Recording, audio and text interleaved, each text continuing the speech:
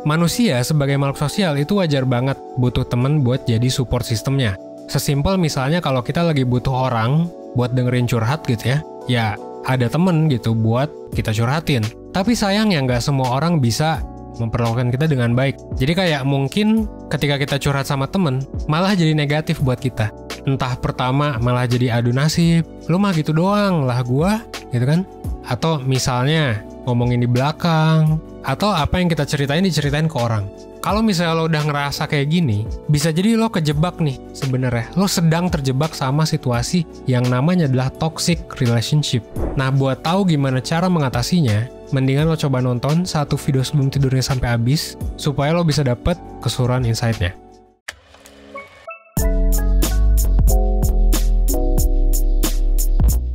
Nah sebenarnya punya teman itu baik buat kesehatan fisik dan mental. Kenapa? Karena ketika kita punya teman, ya kita ngerasa punya tempat buat bersandar ketika lagi di fase sulit. Dan ya kita bakal ngerasa bahwa ya ada yang support kita gitu, ada yang ngasih semangat, ada yang ngasih dukungan. Dan ini bisa bikin kita lebih pede, gitu ya, lebih confident. Dan ya sebenarnya bisa bikin kita jadi lebih bahagia juga, bisa bikin sehat mental juga gitu. Cuma sayangnya nggak semua orang bisa dapetin ya temen yang bener-bener sefrekuensi. Perbedaan frekuensi ini bisa jadi karena ya ada perubahan di antara lo mungkin dan temen lo. Atau mungkin ya kalian berdua udah ya memang beda aja gitu kan. Dan sebenarnya perubahan ini juga wajar. Makanya banyak yang bilang seiring bertambahnya usia mungkin semakin sedikit temen. Karena pertama semakin banyak pengalaman hidup yang didapat, ngaruh ke pola pikir kita. Dan yang kedua juga kita berubah seiring dengan waktu. Jadinya memang semua orang berubah, akhirnya kita semakin tua, ngerasa bahwa oh kita kayaknya nggak cocok gitu. Dan kita juga sebenarnya udah nggak ada lagi di situasi dimana ya kalau kuliah kan mungkin ketemu teman baru.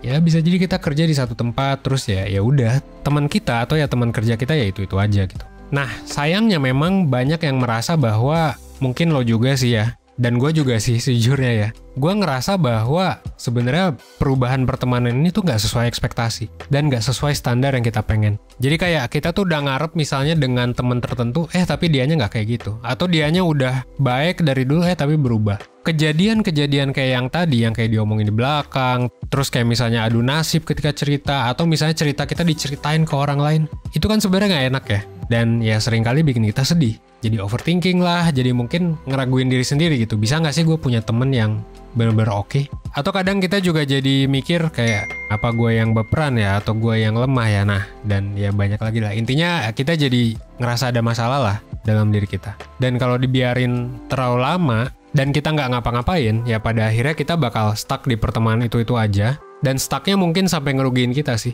Nah terus gimana nih kalau misalnya kita ada di toxic relationship, toxic friendship? Gimana caranya supaya kita bisa keluar?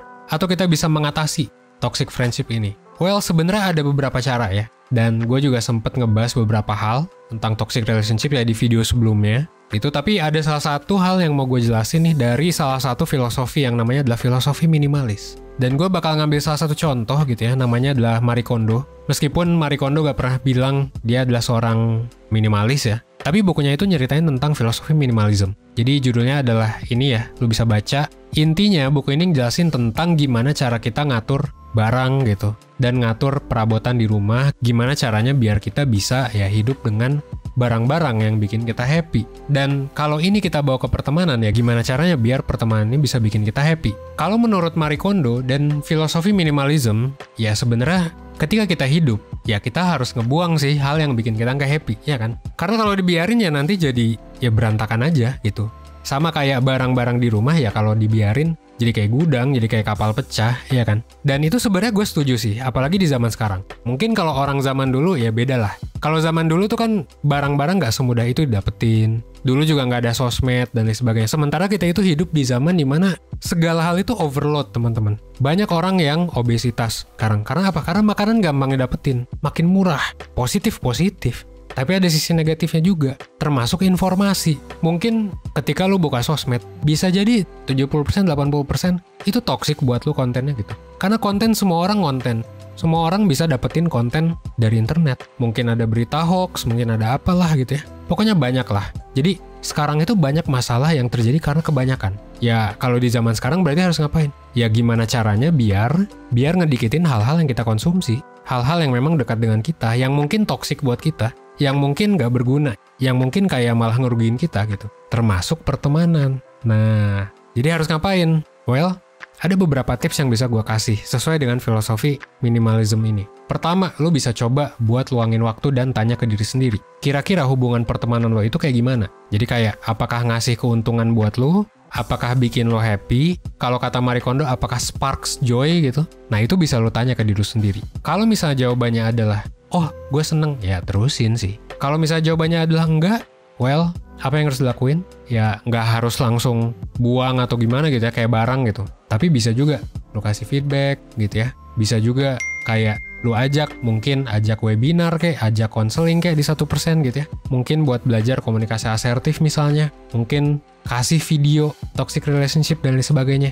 Dan kasih feedback dengan jujur dan konstruktif gitu ya. Nggak ngomongin atau nyindir ya.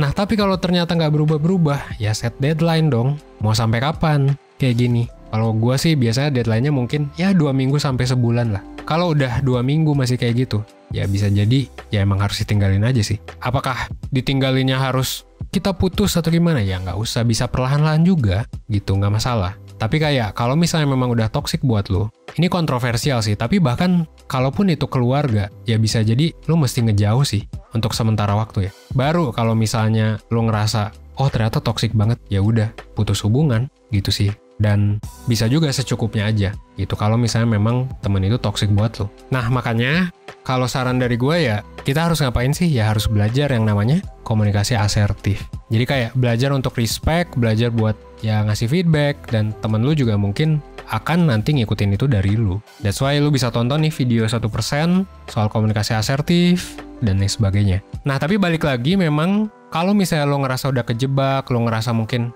dia satu-satunya temen gue, Van, atau gimana nih, gue nggak tahu opsi ngasih feedback yang bener dan lain sebagainya. Nah, kalau saran gue, yang lo bisa lakukan adalah lo bisa ikut webinar 1% sih kalau menurut gue, yang bakal ngebahas soal toxic relationship. Di sini bakal dibahas tentang toxic relationship, entah itu dalam hal romance gitu ya, atau dalam hal pertemanan. Dan ini bakal diisi sama Kak Muti gitu ya, mentornya 1% yang udah berpengalaman di sini. Dan di sana lo bakalan dikasih tahu tentang ya toxic relationship yang tadi gue bilang, apa yang harus dilakuin buat mengatasi toxic relationship, dan gimana mencegah supaya nanti nggak berulang-ulang.